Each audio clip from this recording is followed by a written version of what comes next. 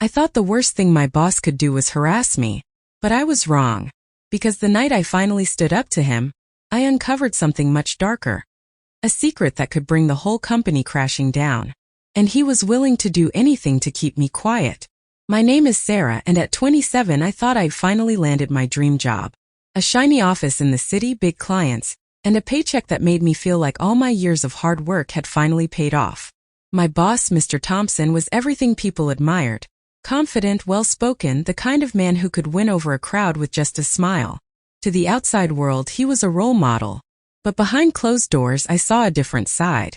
First, it was small comments. Compliments that didn't sound professional. Then came the lingering touches on my shoulder. The late-night texts that had nothing to do with work. I tried to ignore it. I told myself I was imagining things. But soon it became impossible to deny. One evening, the office was nearly empty. Mr. Thompson called me into his office. He leaned back in his chair, smiling. "Sarah, you're talented. You've got a future here. But success requires loyalty." The way he said loyalty made my stomach turn. "Sir," I said carefully, "if this is about work, I'm ready. But if it's about anything else, this isn't appropriate." His face darkened. "Careful, Sarah. People who don't understand how the world works don't last very long here." I left shaking, fighting tears all the way home. But the fear quickly turned into anger. I started saving everything. His texts, his emails, the so-called compliments. I thought I was just building a case for harassment. But what I stumbled across was something no one expected. One afternoon, he asked me to prepare a presentation using files from his computer. While searching through folders, I clicked on the wrong document. And suddenly I froze. It wasn't a presentation. It was a set of spreadsheets, fake invoices, duplicate accounts, millions of dollars moving into places they didn't belong. I scrolled further. Offshore accounts, names of shell companies. It wasn't just fraud, it was a full-scale embezzlement scheme. My blood ran cold. I had proof, and he didn't know I had seen it.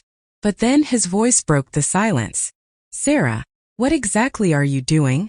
He was standing behind me. His eyes locked on mine. I slammed the laptop shut, but it was too late. "You've seen too much," he whispered, stepping closer. "Think very carefully. If you open your mouth, no one will believe you, and you'll regret it." For the first time, I wasn't just scared of harassment. I was scared for my life. That night I couldn't sleep. I copied every file I could onto a flash drive. My hand shook as I hid it in my bag. The next morning I walked into HR. But I knew I couldn't trust them. Mr. Thompson had too much influence. So I went higher. I contacted the company's compliance hotline. Anonymous. Detailed. Every document attached. 2 weeks later, chaos erupted. Investigators swarmed the office. Whispers filled the hallways. And then the headline hit the news. Top executive accused of massive corporate fraud. Mr. Thompson was escorted out in handcuffs. His face, once so admired, was now splashed across every screen with the word criminal beneath it. Some coworkers treated me like a hero. Others avoided me, angry that I'd brought scandal to the company.